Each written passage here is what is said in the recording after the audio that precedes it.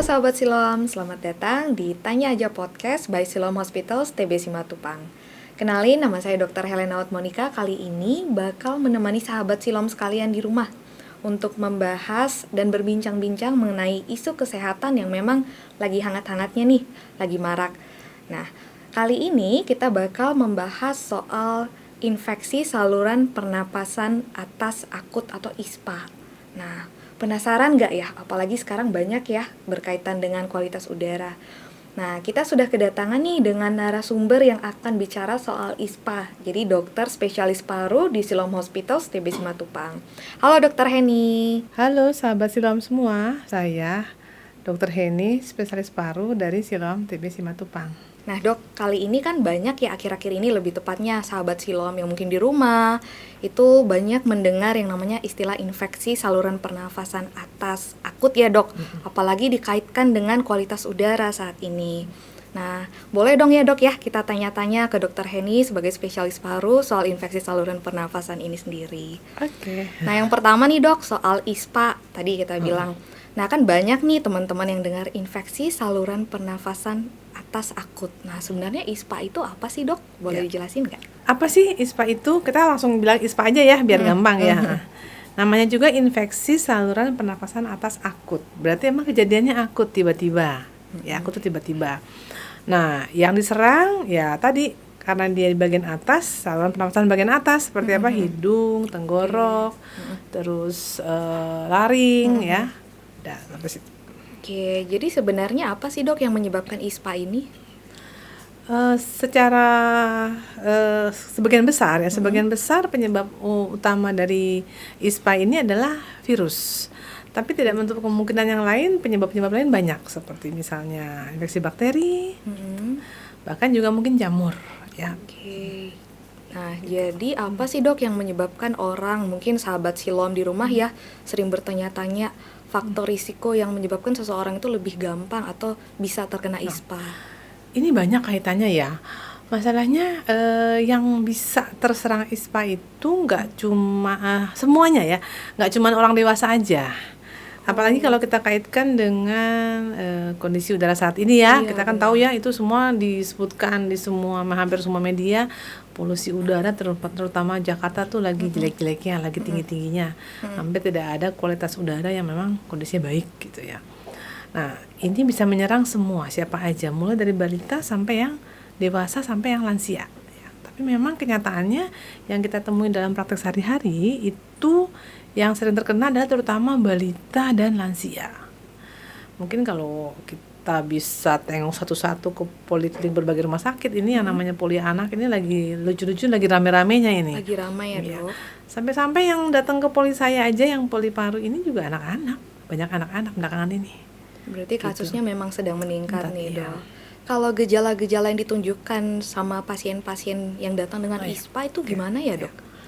Ya, gejalanya tuh bervariasi mulai dari yang ringan sampai mungkin yang berat ya. Kalau yang ringan itu mungkin hanya batuk, pilek, karena kan memang yang diserang saluran pernafasan atas ya, yaitu karena kenapa dia pintu utama yang berhubungan dengan dunia luar, hidung, mulut ya. Jadi saluran yang langsung berkaitan itu mulai dari hidung, pilek, terus tenggorok, sakit tenggorok, batuk, terus kemudian gatal tenggorok, nyeri sampai terjadi demam. Nah, bahkan kalau yang berat bisa sampai terjadi sesak nafas. Sesak nafas ya, iya, sesak nafas. Nah, ada juga yang mungkin ringan, cuman pilek-pilek aja, batuk sesekali. Tapi ya kalau memang yang masalah itu adalah memang kalau yang lebih bermasalah itu adalah kalau pasien-pasien itu memang sudah punya penyakit komorbid sebelumnya. Penyakit komorbid. Iya, seperti misalnya asma. Ini ya. akan mudah banget terpicu asmanya dengan kondisi ISPA saat ini. Nah berarti kalau misalnya nih sahabat Siloam atau teman-teman sekalian, misalnya ada yang mengalami gejala seperti itu, kemungkinan kan ya dok ya, kemungkinan nih menderita ISPA. Nah kapan kita harus ke dokter dan gimana sih dok sebenarnya cara mendeteksi ISPA selain tadi menunjukkan gejala-gejala yang tadi? Nah, kembali lagi.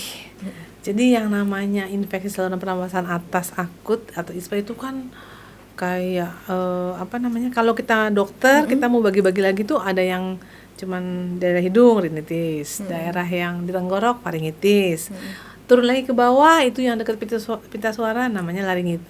Kalau kena infeksi di situ laringitis, dan terus sampai bawah sampai ke bagian paru. Nah, kalau kita sudah merasakan hal-hal yang kita pikir tuh tidak enak, tidak baik di hidung, tenggorok sampai ke bawah itu ya kita harus segera mencari pertolongan. Gejalanya seperti apa? Kalau kena hidung, pilek. Kalau sampai ke tenggorok, gatal, sakit tenggorok, suara juga bisa berubah itu kalau sampai ke bawah lagi ke dekat pita suara, ke laring itu sakit tenggorok, suaranya jadi berubah, serak. Bisa diikuti oleh batuk. Batuk ini awalnya mungkin tidak berdahak, lama-lama jadi berdahak. Ada nanti batuk kering berhari-hari, kemudian dia baru batuk berdahak banyak. Ada yang batuk kering cuma sehari langsung berdahak banyak. Ada yang didahului oleh demam maupun yang tidak disertai dengan demam. Ya, jadi memang bisa sangat bervariasi sekali. Nah, kalau saya pesan sih kalau memang misalnya sudah merasakan hal-hal yang tidak enak mulai dari hidung, tenggorok, ya segeralah berobat ya. Karena memang kalau didiamkan dianggap ringan, yang merasa ini mah batuk pilek biasa, ntar 3 hari 4 hari hilang gitu.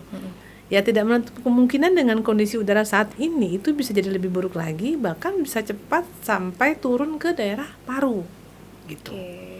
Walaupun kita tahu sih kalau di paru itu nggak semudah itu dia kena ya, tapi kita berjaga-jaga. Begitu kita ada gejala ya segera kita mencari pertolongan biar agar bisa diidentifikasi ini ISPA yang model mana, yang ringankah atau memang berpotensi menjadi berat.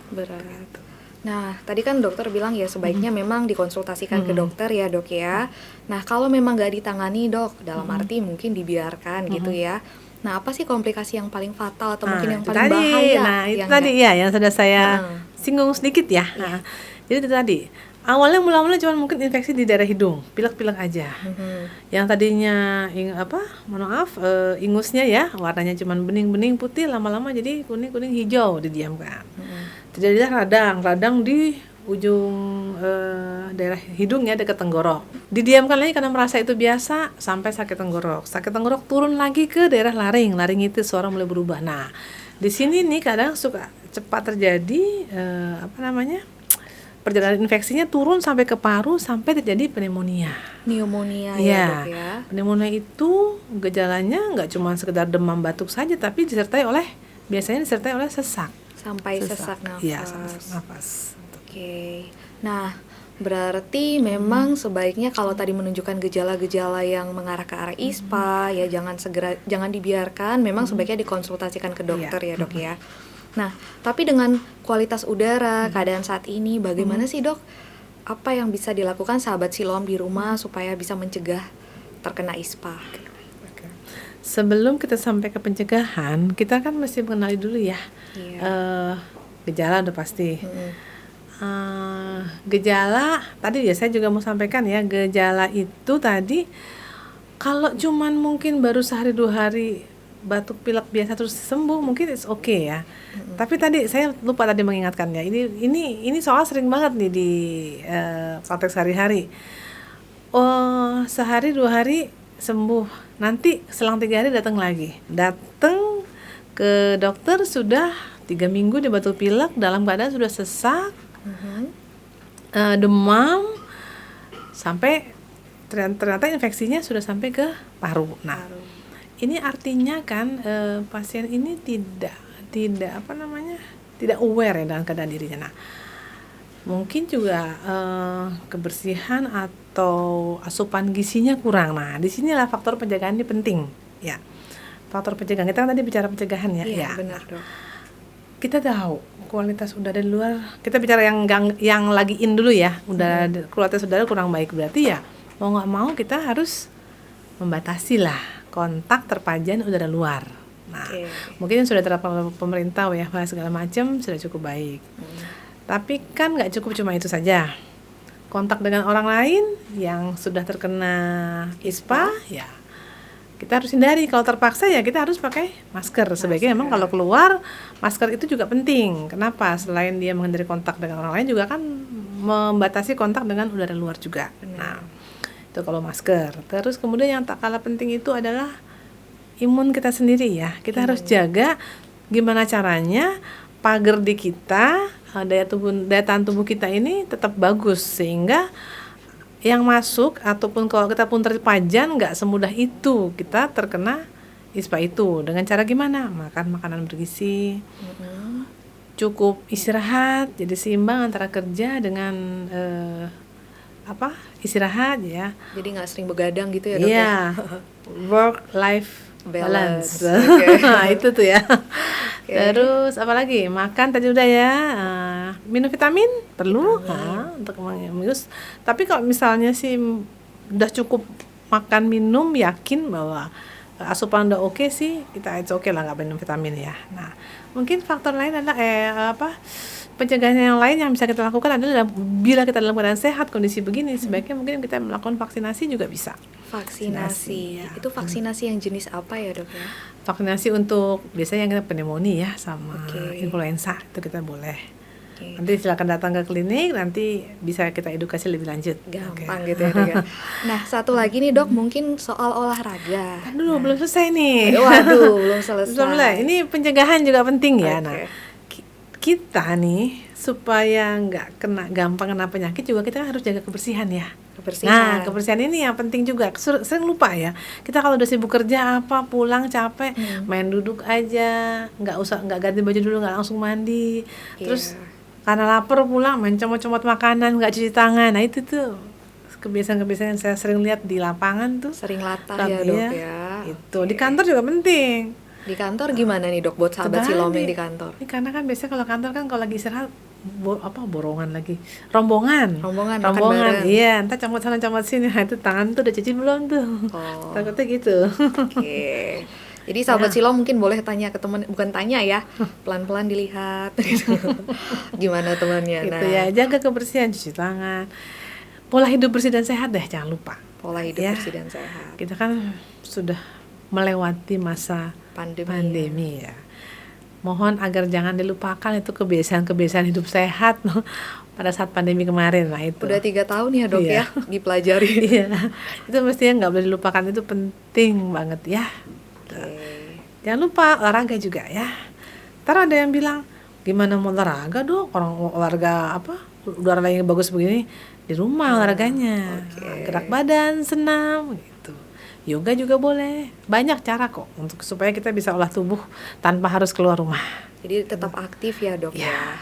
Harus. Nah kalau bicara berarti kan tadi pencegahannya nih dok, baru kalau misalnya sudah menunjukkan gejala ya konsultasi ke dokter. Nah buat teman-teman yang memang belum mengalami ya, memang kan kita pasti harapannya pasti sehat dong. Nah kalau seandainya pun terkena ISPA, gimana sih cara pengobatan awalnya atau mengobati ISPA atau sementara nih pertolongan di rumah? Bukan sementara, tapi mungkin waduh saya ini kok merasa kayaknya kena ISPA, tenggorokan udah nggak enak, badan meriang banget, mau ke dokter udah kemalaman, bisa kan? Satu, kita bisa minum air putih yang banyak dulu ya, dilembabkan tenggorokannya supaya tidak terlalu nyeri ya. Walaupun tidak nafsu makan, paksakan untuk makan. Tetap makan. Iya. Kalau emang merasa demam, kita kan tahu ya obat-obatannya jual bebas untuk demam ya. Yang paracetamol dengan berbagai macam mereknya itu bisa dikonsumsi. Cepat istirahat. Begitu besoknya pagi secepat mungkin ke dokter cari bantuan. Ya, dok. Wah, jadi memang cukup banyak ya dok ya, mulai dari gejala, pencegahan, termasuk tadi tips harus tetap aktif dan menjaga pola hidup bersih dan sehat. Nah kebetulan nih dok ada beberapa dari teman-teman sahabat Siloam nih, atau bahkan bukan sahabat ya, memang teman-teman yang datang ke Siloam berarti sebagai pasien nih dok, ada pertanyaan. Dan pertanyaannya sudah kita rangkum kurang lebih mirip-mirip bunyinya. Dok, apakah penyakit ISPA sama dengan penyakit asma? Nah, gimana nih dok? ISPA apakah sama dengan asma? Beda ya pastinya ya. Jadi gini, kita harus bedakan dulu kalau ISPA itu kan tadi infeksi saluran pernapasan atas akut. Dia ya, infeksi. Iya. Kalau asma itu sebenarnya bukan penyakit infeksi. Dia itu penyakit ini bawaan ya. Jadi memang udah ada bakat orang itu kena asma. Nah, yang kita bicarakan bukan sama atau tidaknya, tapi ada nggak nih hubungan ISPA dengan asma? Itu asma. Ada nggak? Karena pasti nih ya mungkin auden semua ini ya suka nanya, aku batuk-batuk ke dokter dibilang asma, aku batuk-batuk aku bilang ispa, ini mah sama apa ya asma atau ispa? Nah ini dia, kalau pasien itu memang punya bakat asma, biasanya dia sudah tahu, dia sudah dari kecil dia sudah pernah mengalami serangan asma, mungkin nanti agak besar dia ya terkendali serangannya. Nah lagi polusi udara jelek begini nih, ini kamu lagi asmanya dalam bentuk batuk. Nah, datanglah ke dokter. Nah, dibilang, oh pas dicek ternyata ini ada bunyi menggigil segala macam, dikatakan asma. Pasti akan ditanya ini ada asma apa enggak. Nah, ISPA, infeksi saluran pernapasan atas akut itu bisa memicu asmanya kambuh, gitu. Jadi dokter pasti akan menentukan. Kamu pasti akan ditanya, kamu punya riwayat asma atau kalaupun tidak pasti akan ditelusur. Jadi ini dua hal yang berbeda. Tapi yang jelas kalau memang pasien itu punya bakat asma, dengan kena ISPA, asmanya ini akan menjadi kambuh. Iya, tercetus. Begitu ya dok ya. Nah kalau tadi kan kita bicara panjang lebar soal ISPA, terus pasti erat dikaitkan dengan udara nih dok. Ada pertanyaan selanjutnya dok, apa benar polusi udara di Jakarta sekarang bisa menyebabkan penyakit ISPA dan sampai mengurangi angka harapan hidup sampai 5,5 tahun? Wah, serem ya dok ya. Gimana nih dok? Ngelus dada saya dengernya. Jadi gini, emang ini karena kondisi saat ini jadi membuat ISPA itu bukan hal yang remeh-temeh ya, bukan hal yang mudah, bukan hal yang bisa dianggap sepele, karena ternyata emang kaitannya banyak ya. Tadi kan pertanyaannya apakah bisa sampai mengurangi angka harapan hidup? Iya, kayak gitu ya. Jadi gini, saya pernah baca nih satu literatur penelitian, ini baru ya, tapi memang baru review dari penelitian sebelumnya. Tapi ini semua terkait antara masalah polusi udara dengan kesehatan mental. Kenapa saya bilang ini mental? Kalau kaitan langsung antara ISPA dengan penyakit jantung apa segala macam yang langsung bisa menyebabkan kematian, itu mungkin tidak langsung serta-merta hari kamu bilang pasien dibilang kena ISPA, terus kemudian pasien itu punya sakit jantung, kamu pasti akan bermasalah gara-gara ISPA. Ya nggak begitu. Tapi ini buat jangka panjangnya ini, kalau ISPA-nya tidak dikendalikan dengan baik, dia akan bisa mengganggu nggak cuma masalah fungsional organ, tapi mental health juga bisa kena. Ini tadi yang saya bilang, saya pernah baca, nih literatur hubungan antara polusi udara dengan kesehatan mental. Ternyata itu emang benar, dengan polusi udara ini angka kejadian depresi makin meningkat. Nah, kalau dikaitkan secara teori bisa saja, karena apa? Kondisi udara tidak bagus ya. Polusi udara tidak baik. Polusi udara itu tinggi. Jadi kualitas udara tidak baik. Kita menghirup udara yang tidak bagus kan? Iya. Nah, berarti kita menghirup istilahnya partikel beracun lah ya. Karena kan polusi itu. Nah, partikel beracun itu yang sampai terhirup sampai ke paru itu bisa sampai masuk ke sistem persarafan, sistem saraf ya. Nah, itu yang bisa menyebabkan orang yang tadinya sudah punya masalah kejiwaan ditambahkan jelek, memudahkan terjadi depresi dan segala macam, begitu katanya teorinya. Dan memang diteliti untuk angka kejadian kematian yang terkait mental health itu memang akan meningkatkan angka kematian akibat polusi, ujungnya gitu. Jadi memang banyak aspek ya dok ya, dari kualitas udara yang kurang baik, terus bisa mencetuskan ISPA, terus juga pasti berpengaruh ke mental health-nya. Itu ke mental health. Kalau ke organ langsung tadi, yang ke pneumonia tadi itu, ke paru tuh langsung kan. ISPA yang tadinya cuma di atas, di saluran nafas atas, karena dibiarkan atau karena memang tingkat keganasan virusnya itu emang sangat aktif, sangat ini bisa sampai ke terjadi pneumonia, turun ke bawah ya, turun ke bawah. Nah, sebenarnya juga kan nggak semudah itu terjadi. Pasti nih kalau ISPA pasti bakal jadi pneumonia Pak, karena kan Allah tuh juga menciptakan kayak semacam imun ya, semacam sistem pertahanan untuk paru. Nah, jadi nggak semudah itu. Tapi dengan kualitas udara yang buruk tadi, kita menghirup zat-zat yang tidak bagus ya untuk paru, ya otomatis semua sistem pertahanan itu juga akan runtuh, bisa jadi runtuh, jadi turun, ya virus ataupun bakteri juga bisa gampang masuk. Nah, kena pneumonia. Nah, pneumonia bayangkan kalau kena orang yang masih muda, kayak kita mungkin akan bisa bertahan dengan baik. Tapi kalau kenanya usia tua, lansia, ya daya tahan dengan tubuhnya. dengan komorbid macam-macam, Wah, ujung-ujungnya sama kan, meningkatkan angka kematian juga. iya. Jadi memang banyak ya dok ya efeknya Belum lagi ke anak. ke anak. Nah, Kalau ke iya. anak gimana nih dok? Nah, kalau anak itu, mungkin nanti kalau spesialis anak bicara lebih detail lagi ya, tapi secara umum saya bicara gini, daya tahan tubuh anak, sistem imun anak itu kan istilahnya belum sempurna.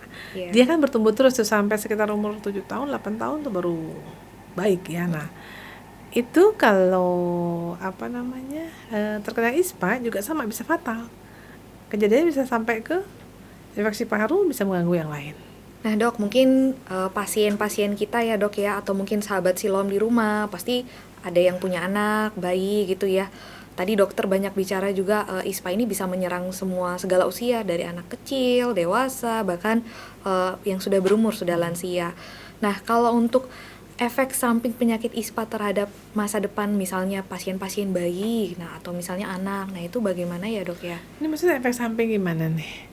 Karena tadi kan kita sudah bicara soal komplikasi. Oke. Ya pasti larinya ke komplikasinya. Nah, Benar, apalagi bayi ya sama sebetulnya ya. Malah bayi rentan banget ya, rentan sekali ya ketimbang dewasa.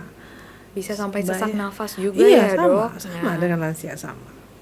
Iya. Sesak, demam, ya rewel, dia pasti nggak mau makan, minum, kualitas kesehatan imunnya juga masih bakal bisa turun lagi kan, karena memang juga asupan kurang, karena dia udah nggak enak sendiri ya, namanya anak bayi pasti kan dia nangis ya, nggak rewel. Nah, terus bicara soal ya tadi ya pasien-pasien yang misalnya lebih muda atau lebih kecil, kenapa ya dok ya balita-balita ini rentan terkena ISPA? Ya, tadi kembali lagi ke satu, memang balita itu kan dalam masa pertumbuhan, masa perkembangan, termasuk sistem imunnya juga sedang berkembang. Sistem imun. Jadi memang sistem imunnya belum full ya, belum sebaik kita yang dewasa. Itu salah satu yang memudahkan kenapa balita itu paling mudah terkena ISPA. Itu. Faktor lain nih. Namanya juga balita, dia lagi mau perkembangan, semua pengen dicoba-coba. Kadang-kadang kita yang nungguin itu suka nggak ngeh pegang tangan bayi diemut-emut masukin. Nah itu sering memudahkan terjadi ISPA. Gak usah lah jauh-jauh lagi polusi, nggak polusi aja itu mudah banget bayi, apalagi kayak begini. Apalagi gitu. Bayi-bayi yang fase oral ya dok ya, lagi suka masukin barang-barang ke dalam mulut gitu. Nggak cuma tangan, barang semua coba-coba. Ya dok, jadi kan tadi kita udah membahas ya dok, kayak gejala, terus kayak pertanyaan pasien-pasien yang paling banyak tuh sekarang kita temuin di praktek sehari-hari. Nah tapi mungkin sahabat silom di rumah pasti bertanya-tanya, apalagi dengan tadi topik yang sangat hangat seperti ISPA ini, kualitas udara, pasti banyak mendengar statement atau pernyataan. Nah kebetulan nih ya dok, ada dokter Heni sebagai spesialis paru, boleh dong ya dok kita tanya beberapa statement, kira-kira ini mitos atau fakta ya. Nah, untuk meluruskan. Yang pertama nih dok, katanya berkumur dengan air garam dapat meredakan ISPA. Itu mitos atau fakta nih dok? Ini nih nggak bisa jawab langsung nih. Karena gini. Wah, kenapa nih dok? Dibilang mitos tidak sepenuhnya mitos, dibilang fakta juga tidak sepenuhnya segampang itu ISPA bisa diredakan dengan air garam ya, berkumur air garam. Karena gini, air garam itu kan cairan yang memang sama dengan cairan tubuh ya. Cairan. Nah, itu memang bermanfaat, sangat membantu kalau memang ISPA-nya yang jenis pilek ya. Pilek, banyak sekret ya, banyak kotoran, banyak lendir di hidung ya. Kenapa? Dengan cuci hidung, bukan berkumur nih, cuci hidung. Jadi hidung kalau kita lagi pilek banyak kita cuci, itu dia kan sifatnya nasal tuh narik cairan. Garam itu narik cairan. Semua seket-seket itu tuh bisa ketarik keluar. Jadi memang kan meredakan, enak, membuat lebih lega gitu. Nah, kalau berkumur air garam itu juga ada sebagian orang yang merasa memang setelah berkumur air garam, kumur gargle ya maksudnya ya, yang di tenggorok itu, dia merasa lebih plong, lebih nyaman karena apa? Memang lendir yang misalnya sedikit-sedikit nempel di tenggorok dengan dia berkumur gargle, dia pasti akan ketarik, enak gitu. Tapi itu bukan suatu pengobatan ya, itu hanya untuk supaya membuat lebih nyaman. Tetap karena proses penyakit tetap berjalan, ya dia yang namanya lendir, sekret di tenggorok itu kalau emang kena ispa ya bisa aja dia akan ada terus sampai proses sakitnya hilang sendiri gitu. Atau kita harus berobat ke dokter untuk mengatasi itu. Tergantung gitu. penyebabnya apa Iya, tadi ya dok karena ya? memang kalau virus sebetulnya kan ada yang namanya self-limiting disease ya. Benar. Dia ada fase waktunya setelah sekian hari virusnya sudah tidak berkembang lagi akan mati dia. Otomatis gejalanya juga bisa diharapkan membaik, tapi belum tentu kan. Setiap orang pasti dengan fase hilangnya virus akan dengan sembuh dengan sendiri belum tentu. Makanya tetap ini harus kita waspadai. Karena daya tahan tubuh orang beda-beda Beda-beda, juga ya iya. dok ya. Nah, pernyataan yang kedua nih dok, katanya ISPA sangat mudah menular. Ini mitos atau fakta dok? Fakta, ya. Mudah menular karena tadi kita sudah bahas di awal penyebab terbesar atau tersering dari ISPA adalah infeksi virus. Virus ya dok? Ya virus dikaitkan dengan polusi udara memperburuk kondisi ISPA itu karena kan udah infeksi virus, banyak partikel beracun yang kita hirup. Nah, jadi mudah menular. Yes, karena infeksi virusnya ini. Virus itu memang sifatnya sangat mudah menular. Hitungannya dari beberapa jam sampai beberapa hari.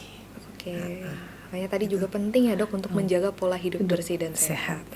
Nah, pernyataan yang ketiga nih dok, ISPA bisa menyebabkan gagal jantung. Nah, ini mitos atau fakta dok?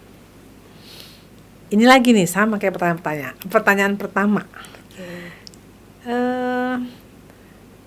Kalau dibilang dia mitos, nggak sepenuhnya benar juga. Artinya begini, wah kita kalau ISPA ini resiko gagal jantung besar.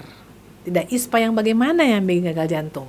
Itu karena perlu perjalanan yang panjang dan jenis kuman yang menyerang pada saat terkena ISPA. Memang sebagian besar penyebab ISPA itu adalah virus, infeksi virus. Tapi tadi nggak ada yang lain, ada bakteri, ada jamur juga ya, walaupun kecil sekali ya. Tapi tadi terkait dengan pertanyaan atau pernyataan ISPA bisa menyebabkan gagal jantung, itu biasanya kalau penyebabnya adalah bakteri. Dan dia tidak langsung menyebabkan gagal jantung.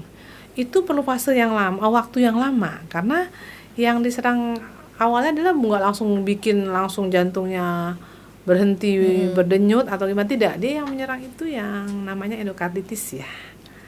Ya, jadi ada peradangan pada jantungnya akibat bakteri. Peradangan pada jantung akibat bakteri yang disebabkan oleh si ISPA ini. Iya.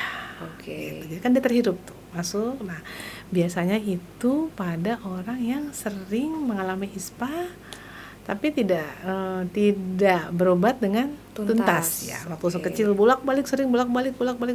Ternyata salah satu yang masuk waktu itu bakterinya adalah si kuman penyebab peradangan pada selaput jantung itu. Oke, dan tidak ditangani dengan tuntas. Jadi lama-kelamaan ya dok, dalam jangka waktu yang lama bisa menyebabkan itu juga. Iya, jadi karena memang bakteri itu bisa bukan berhenti ya, tapi dia ada dalam tubuh kita. Bersirkulasi ya dok ya. Nah, juga mungkin tergantung dari komorbid atau keadaan si pasiennya ya dok ya. Kalau memang ternyata komorbid pasien ini memang sudah ada penyakit jantung, mungkin penyakit jantungnya itu memang dia pernah serangan jantung ya, sakit jantung, itu otomatis kalau dia kena ISPA-nya itu sampai mengganggu sistem pernapasan sampai terjadi pneumonia berat segala macam, otomatis kondisi gagal jantungnya bisa jadi berat bahkan sampai bisa meninggal. Wah, berarti tadi yang sudah dijawab sama dokter Heni mudah-mudahan ya bisa menjawab keingintahuan sahabat silom di rumah. Nah dok, kan udah banyak nih ya kita ngobrol soal infeksi saluran pernafasan atas akut yang tadi ya ISPA yang udah dokter berikan. Makasih ya dok untuk penjelasannya, apalagi sekarang memang kita sangat butuh ya penjelasan soal ISPA ini. Nah teman-teman, sahabat silom di rumah yang sedang menonton mungkin, nah jadi seperti tadi yang sudah dijelaskan oleh dokter Heni, memang infeksi saluran pernafasan akut itu bisa terjadi dalam jangka waktu yang akut ya. Nah, penyebabnya banyak, bisa berupa virus, bakteri, atau bahkan juga jamur, dan bisa diperparah apalagi dengan kualitas udara. Nah, seperti yang terjadi saat ini. Dokter, nah kalau misalnya ada yang mau tanya-tanya lebih panjang lagi seputar ISPA atau penyakit paru yang lain nih dok, ini harus kemana nih dok? Ya, Nyari dokter Heni. silakan datang ke Poliklinik Paru Rumah Sakit Siloam TB Simatupang. Kami punya tim pulmonologi yang bisa menjawab keingintahuan sahabat Siloam semua. Jadi soal ISPA, asma, bronkitis, pokoknya Ya. semua penyakit paru ya dok ya, Ya. ke tim paru. Nah, semoga semua yang tadi kita bicarakan, termasuk info-info yang diberikan sama dokter Heni bisa menambah wawasan kita. Jadi buat kita lebih waspada ya dok ya, buat kita lebih peduli tadi terutama untuk pola hidup bersih dan sehat. Tentunya kalau misalnya untuk sahabat Siloam yang memang sudah merasakan gejala yang tadi seperti disebutkan dokter Heni nih, yang mengarah ke arah ISPA atau gejala penyakit paru lainnya, jangan ragu boleh konsultasikan ke dokter Heni atau tadi tim pulmonologis di Siloam Hospitals TB Simatupang. Itu saja dari kami, sampai jumpa di episode podcast selanjutnya sahabat Siloam, salam sehat.